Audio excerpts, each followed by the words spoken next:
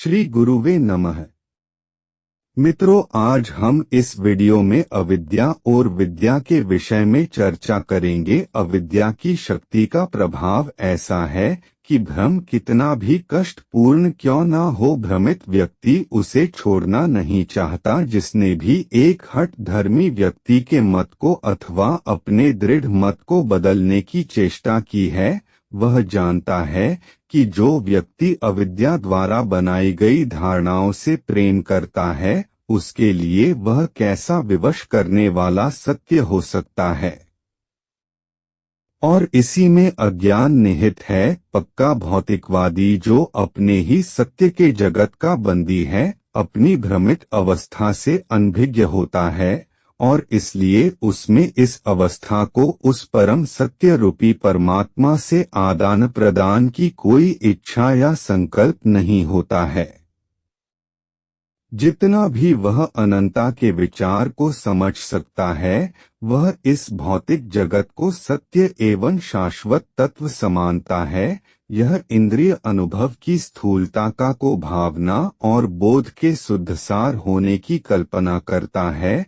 वह नैतिकता तथा व्यवहार के अपने मापदंड बना लेता है और उन्हें अच्छा कहता है, भले ही में शाश्वत दिव्य विधान के साथ सामंजस्य में न हो। और वह सोचता है कि उसका अपने सर्वशक्तिमान कर्ता के रूप में अपने गर्वित अहंकार के साथ ईश्वर द्वारा बनाया उसकी आत्मा का प्रतिबिंब है। जब अविद्या सांसारिक इंद्रिय प्रवृत्तियों के नकारात्मक प्रभाव में रहती है, यह दिव्य अनुभूति की शक्तिशाली महाशत्रु है। तथापि इसका अर्थ यह है कि सापेक्षता के सृजनात्मक जगत में वैयक्तिकता के सिद्धांत के बिना कुछ भी नहीं रह सकता। यदि अविद्या को पूर्णतः हटा लिया जाए तो वह रूप जी से यह बनाए हुए हैं, सुने हैं, निराकार भ्रम में विघटित हो जाएगा। साधारण व्यक्ति भ्रामक इंद्रियों अनुभवों के प्रलोभित करने वाले प्रस्ताव से किंकर्तव्य विमूढ़ हो जाता है और भ्रामक सांसारिक रूपों से संबद्ध हो जाता है, जैसे वास्तविक तथ्यों हो और उसके अस्तित्व का कारण एवं सुरक्षा हो। दूसरी ओर एक योगी को उस एकमात्र सत्य परमात्मा को का भीतर से सदा ही बोध रहता है। माया तथा अविद्या चुंबकीय तथा आध्यात्मिक शक्तियों को एक साथ पकड़े रहने मात्र एक झीने जाले के रूप में देखता है। ये उसे एक शरीर और मन प्रदान करते हैं, जिसके द्वारा वह ईश्वर की सृष्टि के ब्रह्मांडीय नाटक में एक भूमिका निभा सकता है। परमात्मा की अपनी एकल प्रकृति का अनेक कर्मों में आनंद लेने की इच्छा रहित इच्छा इस सार्वभौमिक ब्रह्मांडीय स्वप्न के उत्पन्न होने का कारण है। जीने और जीने के अनुभव का आनंद उठाने की इस इच्छा का संस्कार ब्रह्मा के अनेक रूपों की वैयक्तिकता के केंद्र कारण का अंश है। इस प्रकार इच्छा वह मूलभूत नियम है जो सृष्टि की निरंतरता को बनाए रखती है। मनुष्य अपनी व्यक्तिक इच्छाओं के सफल ब्रह्मांड यह स्वप्न दृष्टा के सदर जागृत सपनों के बीच को देखते हैं।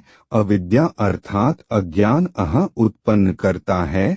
अहं से अनुभूति अथवा इच्छा उत्पन्न होती है तथा साथ साथ ही आनंद के साधन के रूप में इंद्रियों एवं विषयों के एक साथ एकरूपता होती है। यह इच्छा द्वारा प्रेरित अच्छे और बुरे कर्मों तथा उन कर्मों के फलों अथवा संस्कारों को उत्पन्न करते हैं, जो पुण्य शाम को चिरस्थायी रखने वाले चक्र हैं। एक जन्म से दूसरे जन्म के नए कारणों एवं प्रभाव को उत्पन्न करते हैं। जब तक इच्छा का कोई अंत नहीं, तब तक पुनर्जन्म का कोई अंत नहीं है।